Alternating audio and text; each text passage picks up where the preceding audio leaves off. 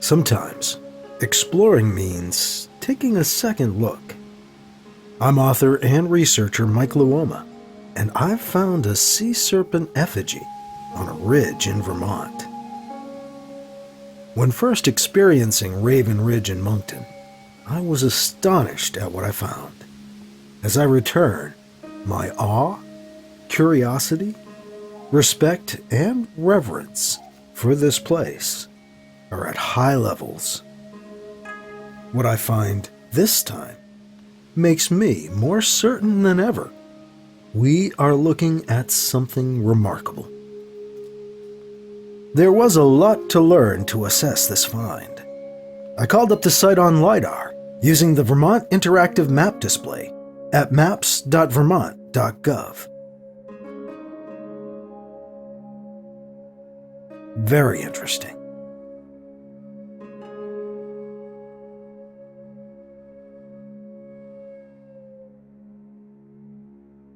Google Earth gave an interesting view too.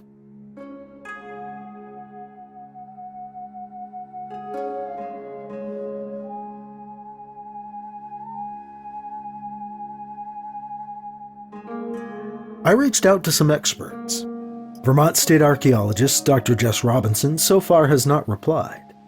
Dr. Brad Lepper of Ohio archaeology fame, an expert on their serpent mound, responded, but didn't have time to consider my ideas, and cautioned me against pareidolia, our tendency to see faces and things, shapes and clouds, hear hidden messages and music, or maybe see boulders and stones as a giant sea serpent. I reached out to geologist Scott Walter, who also cautioned it looked natural, but added there was only one way to find out for sure. He at least sounded intrigued. Geologists often point out that glaciers do amazing things, and that's true. Because glaciers do carve rocks in wild ways, and we humans do have a tendency to see forms that aren't there in inanimate objects, my theory is a hard sell. And I got something wrong in my first assessment. Geologists are so certain the anticline, nicknamed the oven, is an all-natural feature, I didn't, even in my own head, want to consider it might be part of the sea serpent. It's kind of a guaranteed non-starter. But the oven is, of course, the mouth of the serpent. Natural, but altered by the effigy builders to serve their purpose. That's what they did all along this ridge. They altered the natural canvas left to them by the glaciers, shaping and sculpting it into the shape it holds now, and adding stones and boulders where needed to serve their design. I want to show you clear and obvious proof human hands worked on this landscape to turn it into a sea serpent ridge. This time I climbed the ridge by coming up the north side, or the tail. This is the first fin I spot.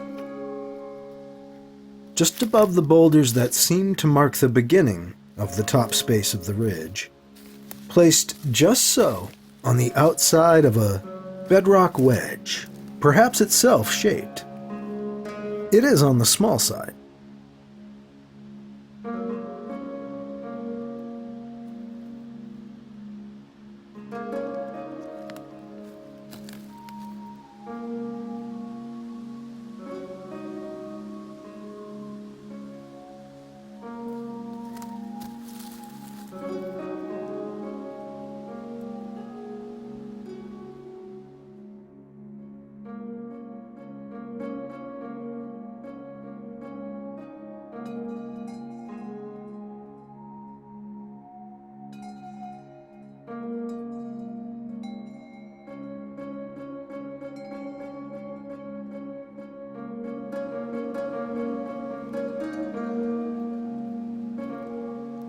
As I rose up on the ridge and the tail, I came across this stunning surface work.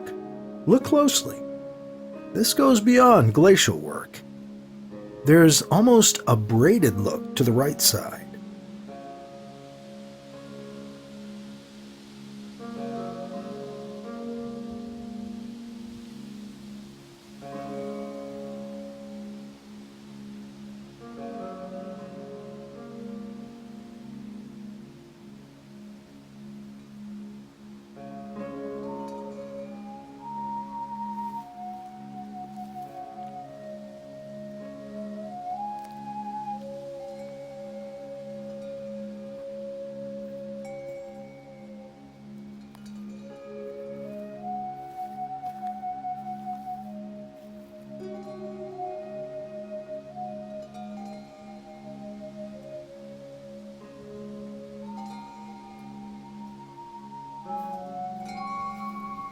It gets more obvious. This is human handiwork. Rock turned into reptile.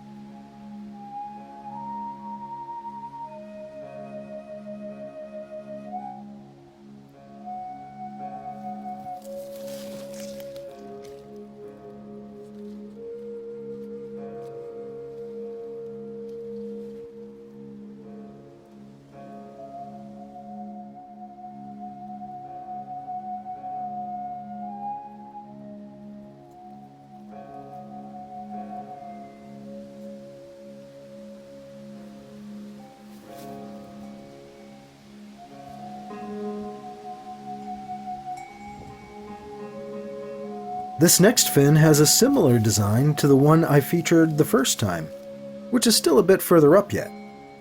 It's rounded on the right side, or the back, and stretches out a wing straight towards the left, or the front.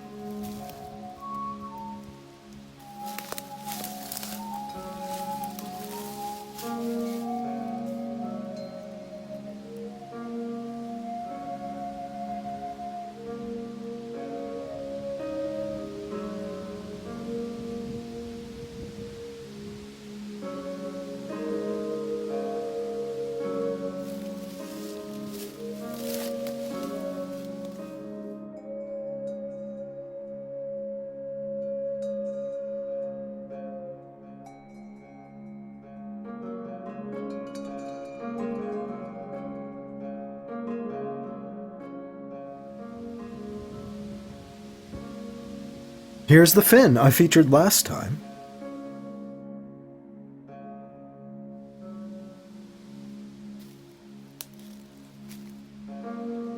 Up here on the ridge before it, just before it, the bedrock is sculpted back in a gracious curve. Still could be glacial.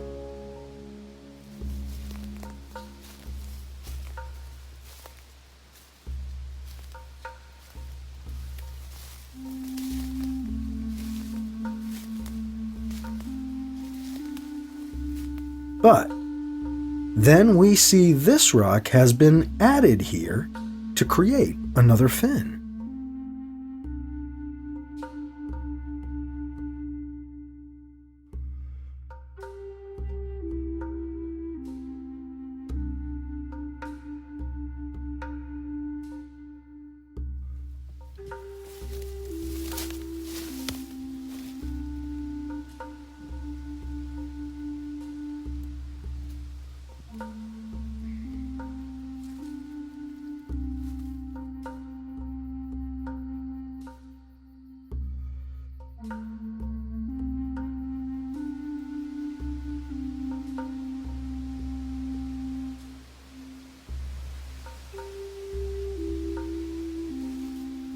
There is a prehistoric quartzite quarry here at Monkton Ridge, though I haven't seen it. There are pre-contact sites all around Monkton. Cedar Lake, Monkton Pond, and especially Lewis Creek and Otter Creek. The Champlain Valley and the Otter Creek watershed has been home to indigenous people since archaic times, around 9300 BC.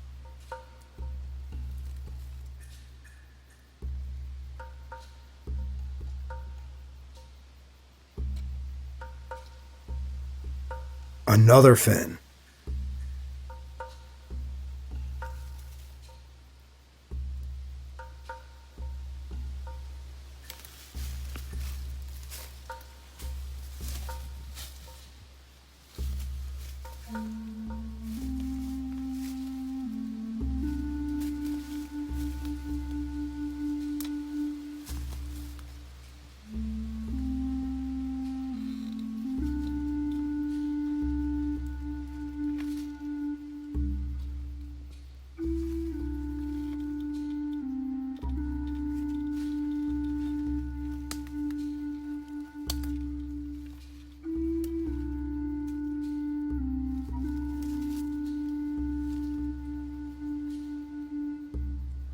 We're now moving past what I thought was the head last time.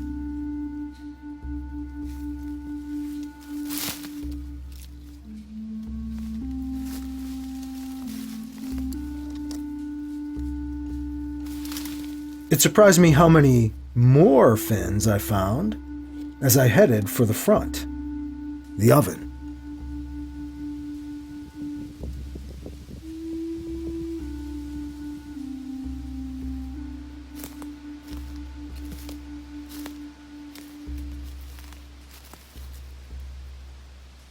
This fin is in plain sight of the trail, a rock added to the side of this wedge of bedrock to create a wing fin.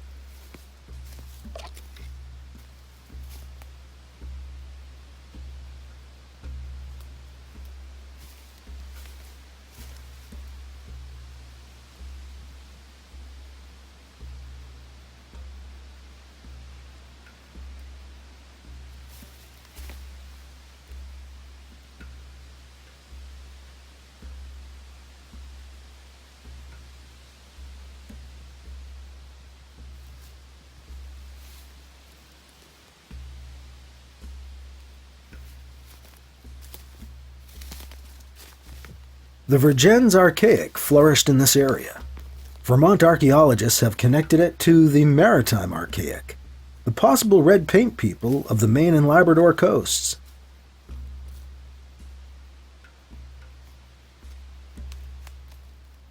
They've also connected the late Vergennes archaic peoples with the Abenaki, giving local tribes roots growing back into early prehistory.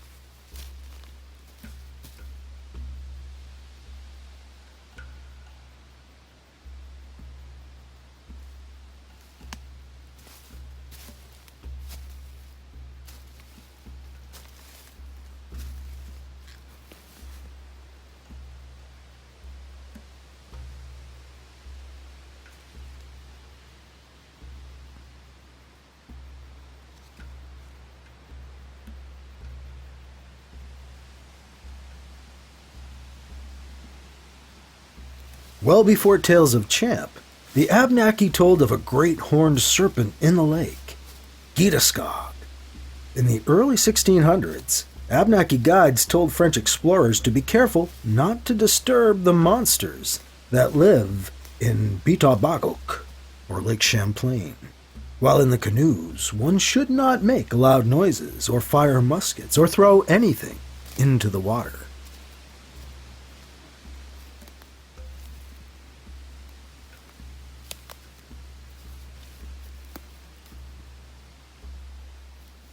Is this some kind of rocket fin? A horn?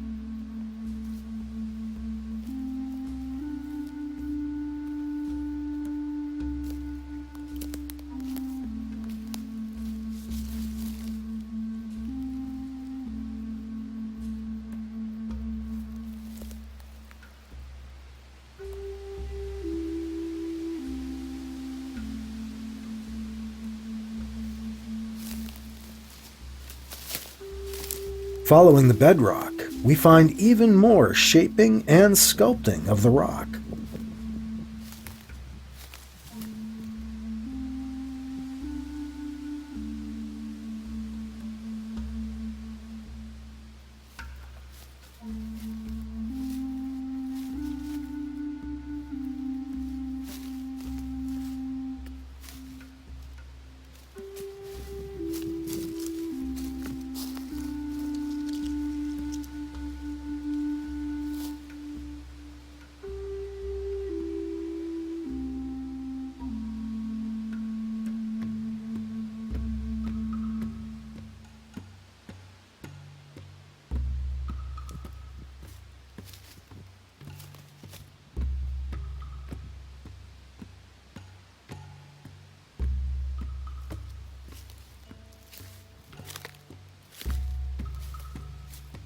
This boulder is apparently perched to be a horn or fin.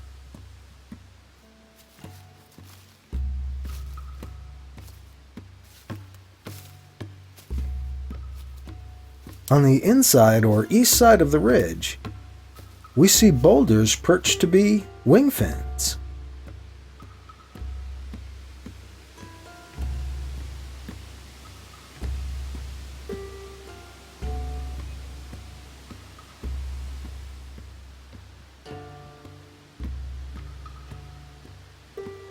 This boulder a bit further back is rather remarkable.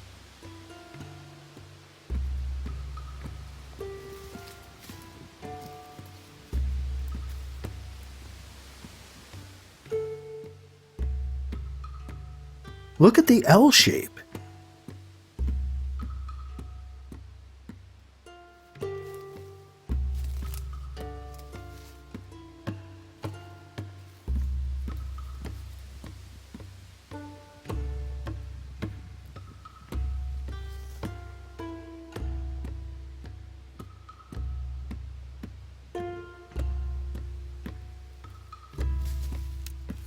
It is perched in place on stacked rocks, which are also cut and shaped.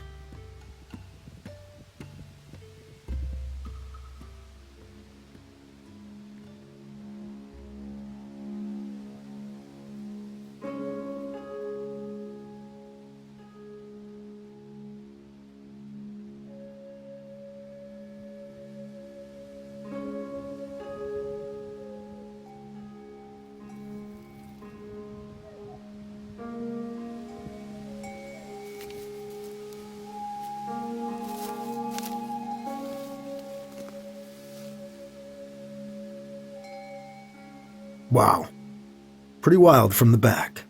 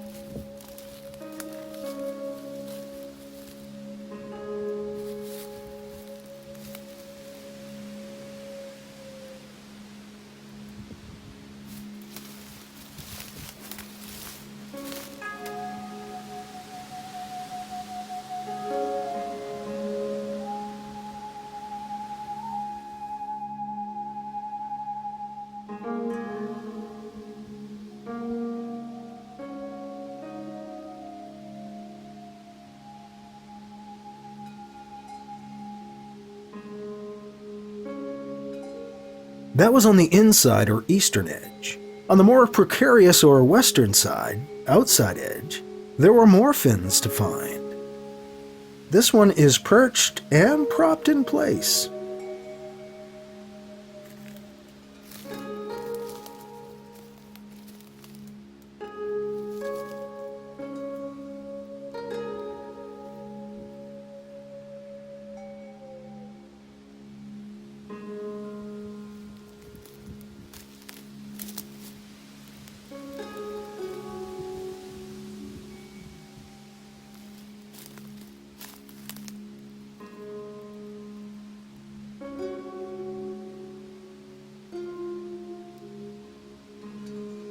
And cut, I'd say, with a look that's beginning to seem familiar.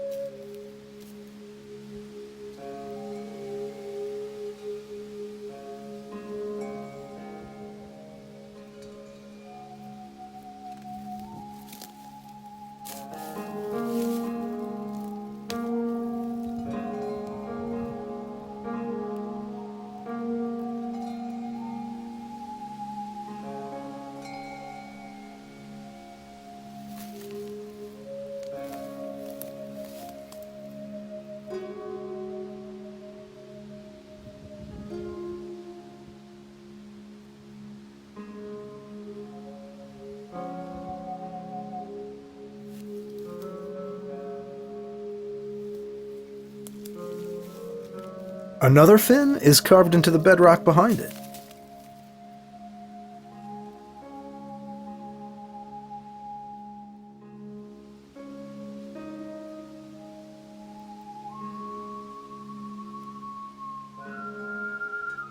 We humans often imitate our gods and demigods, our legends.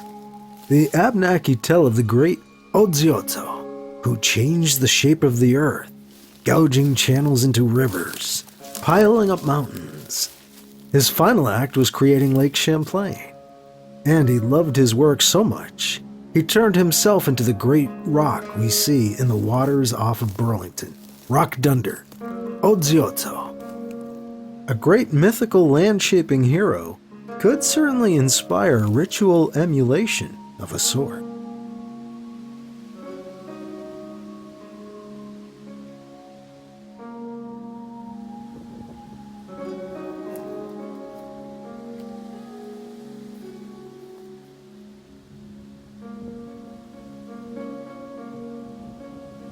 More remarkable stonework here on the outside edge of the ridge.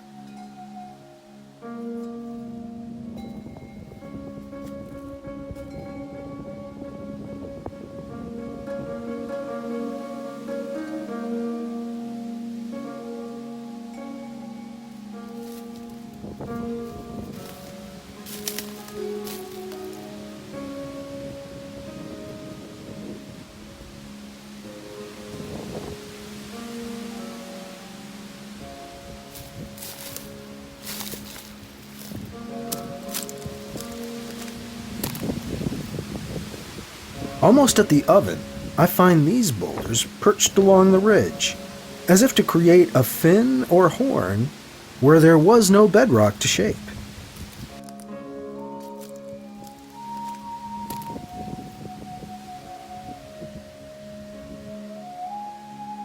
After seeing these, I wondered if some of the strangely shaped rocks at the bottom of the ridge fell from this height.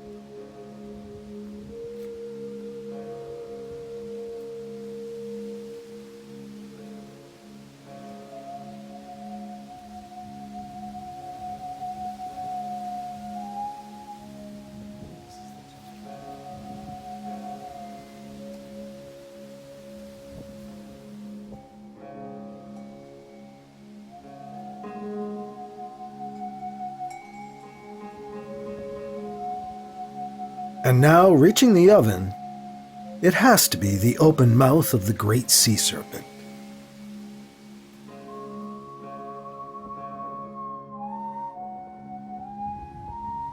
I believe the cumulative weight of the evidence I'm presenting to you will be enough to convince most we are looking at a Sea Serpent Effigy Ridge here in Monkton.